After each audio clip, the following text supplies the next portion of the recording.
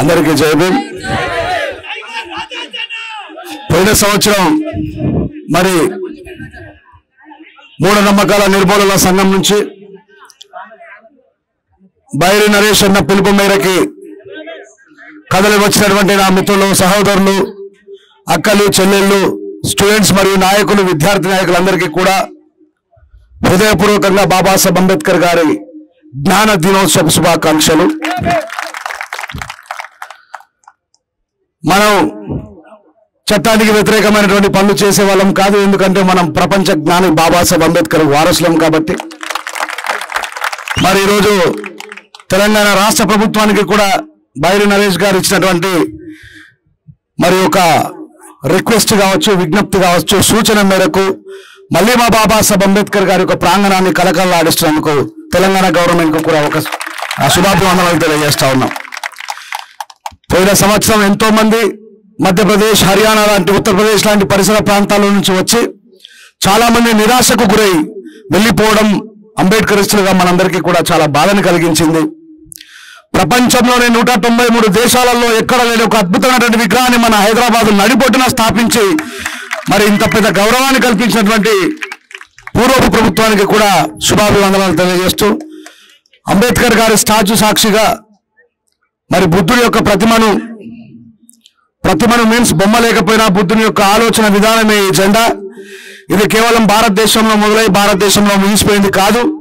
బుద్ధుని తర్వాత సామ్రాట్ అశోక చక్రవర్తి భారతదేశం యొక్క ఖండాంతరాలు దాటించి మరి బౌద్ధమయ భారతదేశంగా బాబాసాహెబ్ అంబేద్కర్ గారు అశోకుడి తర్వాత తిరిగి ఈ బౌద్ధాన్ని పునర్జీవనం పోసి సన్మార్గంలో నడిచి మిగతా వాళ్ళందరినీ ప్రేమించి విశ్వ మానవాళ్ళందరూ కూడా సమానమే అని మరి ప్రపంచానికి సందేశం కలిగించినటువంటి బుద్ధుడి యొక్క మార్గంలో మనం అందరం కూడా నడవాల్సినటువంటి బాధ్యత ఉంది.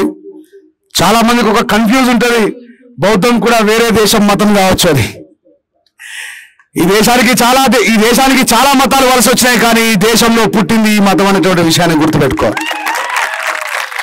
బుద్ధుడు ఈ దేశం నుంచి వేరే దేశాలకి శాంతియుత మార్గమైనటువంటి బౌద్ధాన్ని దాటించి అశోకుడు లాంటి మహాచక్రవర్తి కళింగ యుద్ధం తర్వాత హింసను ప్రేరేపించక తనకున్నటువంటి ఒక కొడుకుని, కూతుర్ని కూడా దమ్మదానానికే దానం ఇచ్చినటువంటి మహాచక్రవర్తి అశోకుడి యొక్క సన్మార్గంలో బాబాసాహెబ్ అంబేద్కర్ గారి మార్గంలో మనం అందరము నడుస్తాం.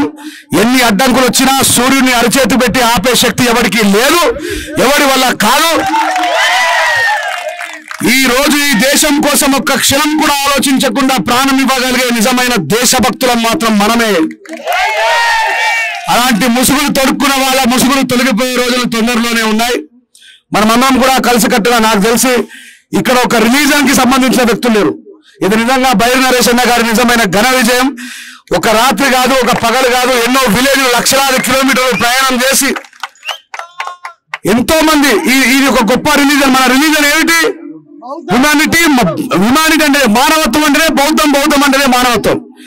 అంత గొప్ప నాందికి చాలా మంది అనుకుంటారు బాబాసాహెబ్ అంబేద్కర్ గారు మాలమాది గల నాయకుడు, బైరి నరేష్ అని కూడా మాలమాది గల మనిషి అనుకుంటారు. మాలమాది గల మనిషి కాదు, మనిషి.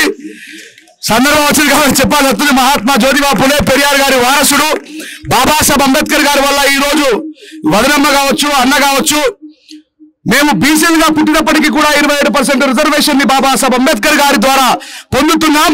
ఈ దేశానికి Babasaheb Ambedkar pay back to society అన్నారు కాబట్టి నాకు తెలిసి 27% బీసీలలో 20% పనిచేస్తున్న ఏకైక నాయకుడు బైరి నరేష్ అనే.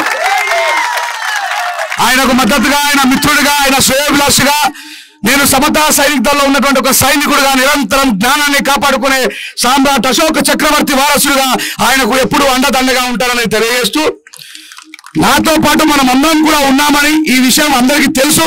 తిరిగి మళ్ళొకసారి మీడియా ద్వారా సమాజానికి చేరాలని, మనం చాటుతున్న సత్యం వెలుగులోకి రావడానికి కాస్త ఆలస్యమైన సత్యం ఎప్పటికీ సత్యమే.